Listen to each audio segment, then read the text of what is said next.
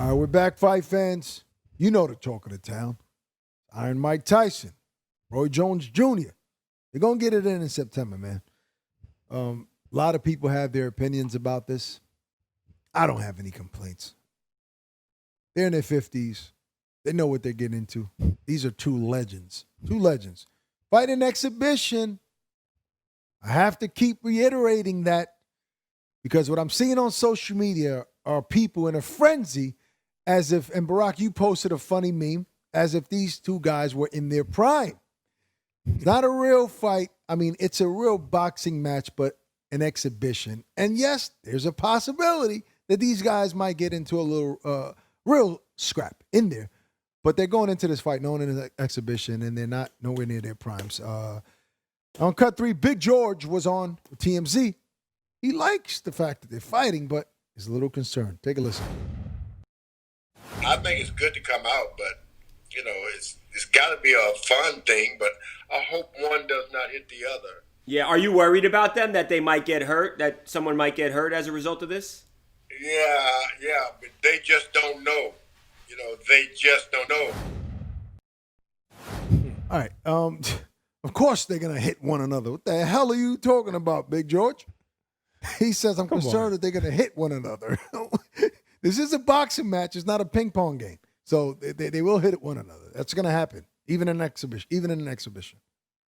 I mean, obviously, he's talking about he doesn't want the other one to hurt the other one. And the meme that I posted was just about perspective. You know, people are thinking about the old Roy Jones, the old Mike Tyson, especially after seeing the new Mike Tyson videos, the 6 to 10 second videos of him hitting the pads. You know, because when you hear people talk about it and they give their opinion, they're saying, yeah, well, you know, Mike Tyson, he hits really hard, but that Roy, he's fast and he has good foot movement. But I'm like, what Roy are you talking about? Are you talking about the Roy from 2000, from 99? That was the fast Roy, you know? And this fight should have happened back in 2003 after Roy beat Ruiz, you know, and became, you know, a title holder in the heavyweight division. So this fight is not really that attractive to me because Roy was never really a heavyweight. He blew up to 199 pounds and immediately dropped 24 pounds to get back to fight Antonio Tarver, you know? And so he's not a heavyweight. Maybe this is just a personal thing that Mike Tyson had because he totally surprised me with picking this opponent. Not only that, Roy Jones also, it's a bit personal for him because this is a fight that he wanted for a very long time. All right, and listen, Roy was on with Luke Thomas, our own Luke Thomas, and he talked about how fast, in cut 4 here, how fast the fight got put together. Take a listen. I've never been a hard guy to make a fight with. That's why I keep trying to tell people. If I want to fight, if you want to fight, and especially when in my time, if I had the belt, if you want to fight, that's how a fight was easy to get with me. It's never been hard to make a fight with me for nobody.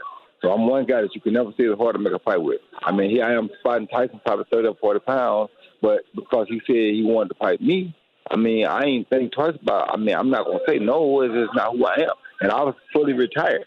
But I'm never going to say no to Mike Tyson. I might say no to everybody else, but Mike Tyson, how can you say no? I was the only person I wanted to fight after I won the heavyweight championship of the world as a heavyweight. So after I won the heavyweight title, I fight one other heavyweight, Mike Tyson. That's it. Yeah, of course, you're not going to say no to the paycheck that's coming along with that. So he's not fighting Mike just for fun. He's getting paid. All right, Roy. Roy's made plenty of money in his throughout his career. He hasn't been busy. He was a commentator at HBO Boxing. Mm-hmm. But nothing wrong with picking up a nice little check for an exhibition. I do feel that this fight is going to do very well, Barack, in regards to pay-per-view sales. It's transcended boxing. Pop culture's picking it up. Like you see him on TMZ, you see it on other radio stations, hip-hop radio stations, shows. People are excited about this fight. So it's definitely going to be big. No question about that. So I'm glad that both guys are going to make some money. I'm always for the fighter making money, especially these two legends that have given so much to the sport. I mean, making money is nice. Making money at your health's expense is not nice. And when you're talking about Roy Jones, somebody who's not hurting for money, if you look him up online, he'll probably be worth $45 million. You know, so this is not something that he needed, you know, to put in his bank account. You know, this was clearly pride. This was clearly pride and ego. And I can definitely understand being a man when somebody calls you out and it's somebody 17 years ago you actually wanted to fight anyway, it's kind of tough. But how much did he want to fight him? Because the fight never happened. And if he's somebody that's easy to make a fight with, then it should have happened. Jay Prince wanted to make that fight, so he was surprised that Roy Jones went and fought Tarver. There was millions of dollars at stake back then. So I think that now is just, it's just a man's ego. The man got called out, and he wants to fight strictly because of that. It has nothing to do with money. The young legend himself, Lil Wayne, who's been on cracking the mic since 14 years old, once said, too much money ain't enough money. So regardless how much money you have, you always want a little bit more. But I'm not saying that's the reason. That's not the reason why. That's the wrong person to take any kind of advice from. Well, I'm not taking advice. I just like the quote. I like the quote, and I agree with the damn quote. It ain't enough damn money. So, but I'm not saying that to say that that's why Roy is taking a fight. But he definitely wouldn't be taking a fight if there was no paycheck involved, just for pride. But you never know. He also it might have been a tough sparring match. You never know. If somebody call you out, sometimes guys go to the gym and just spar, and there's no money involved. We're gonna shoot the cut 5. Roy Jones told Luke that his fight with Tyson might be bigger and do bigger pay-per-view numbers than Canelo Smith. Take a listen. I mean, you got to think about it like this, in my opinion. If you got Canelo, nothing bad about Canelo. Canelo's a very good fighter. But you got Canelo fighting Colin Smith. Yet, on the other side, you got Roy Jones in the ring and Mike Tyson in the ring together. Which TV do you think you're going to watch? Well, I'll tell you what. First off, Canelo doesn't fight pay-per-view. Fights on Dazn, subscription-based platform, right? So there's a difference. There's a big difference. You can't really compare it right now.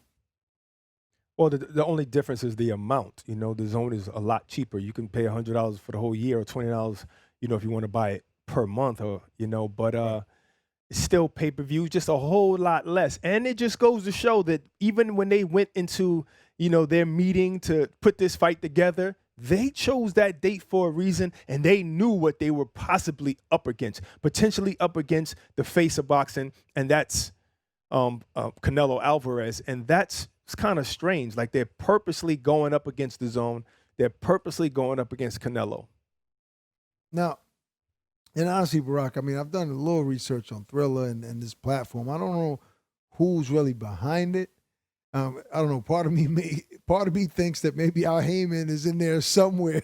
Yeah, allegedly. I'm not saying that that's the case. It just makes me think about Al Heyman, the way this is put together. Listen. This pandemic has hurt a lot of people financially. A lot of people have lost jobs, don't have an income. A lot of people miss sports as well. They miss live sports, and NBA has resumed to MLB. Obviously, MMA and boxing as well. I mean, there's a possibility that people might be excited about both these fights. These hardcore fans are going to watch Canelo Alvarez regardless of who else is fighting.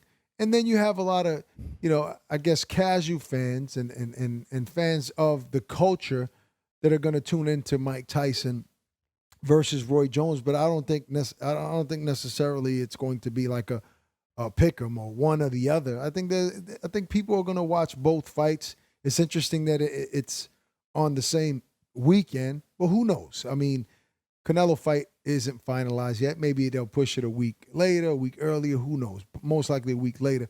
I don't think there's nothing to get all riled up about. I think that people will watch both fights. I don't know about that. Both fights come with a price tag. Maybe if you have the zone description already, maybe you will go ahead and buy that fight. It depends on how much it is. I'm wondering what they're going to charge. If they're going to charge $65, $75, who knows? But it's not a real fight. So I can't see myself paying for that fight when there's another fight, on. I don't see how. Like, this is an exhibition. This is an exhibition with bigger gloves.